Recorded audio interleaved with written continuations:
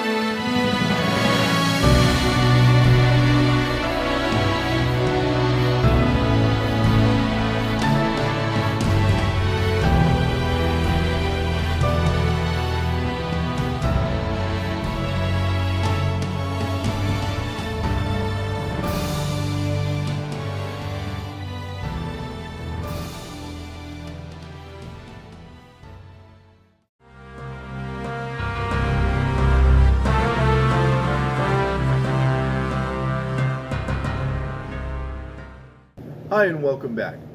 I hope you enjoyed the cutting footage. As you can see, this sword did very well cutting the lighter targets I used.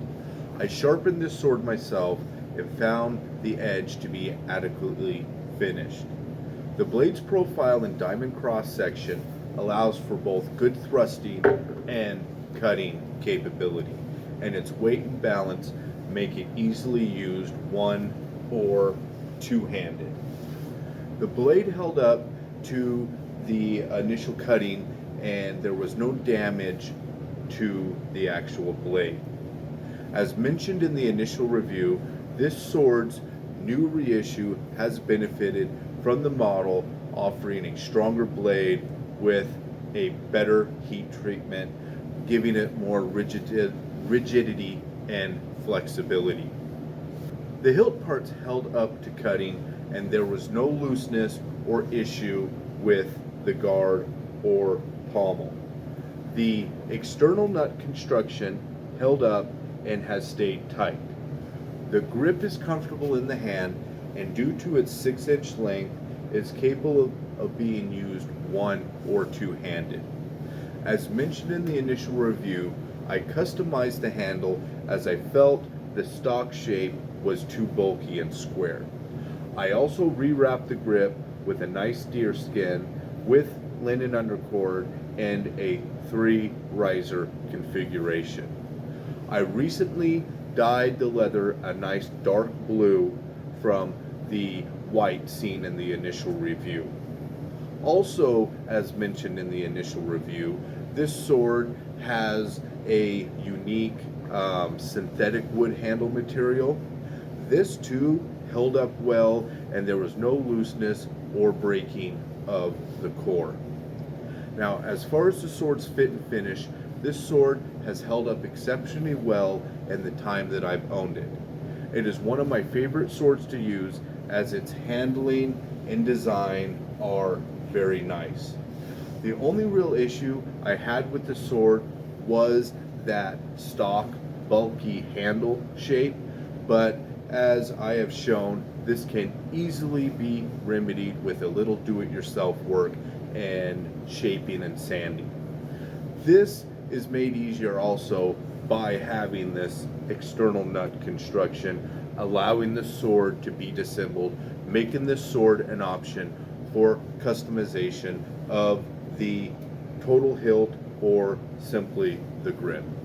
Overall, for the price point of sub $300, I think this is an excellent replica of a 13th century hand and a half sword of the type 15A. It has some issues, but for the price, most of these can be dismissed and easily remedied with a little customization work. If you're looking for a nice, budget-friendly cut and thrust hand and a half sword in the vein of the Talahoffer style longsword, this is definitely a great option. Well, I hope you enjoyed this follow-up review of the Windlass Shrewsbury sword. Be sure to like and subscribe, as well as look forward to future cutting sessions with this sword on the channel. Thanks again for watching, and I'll see you next time.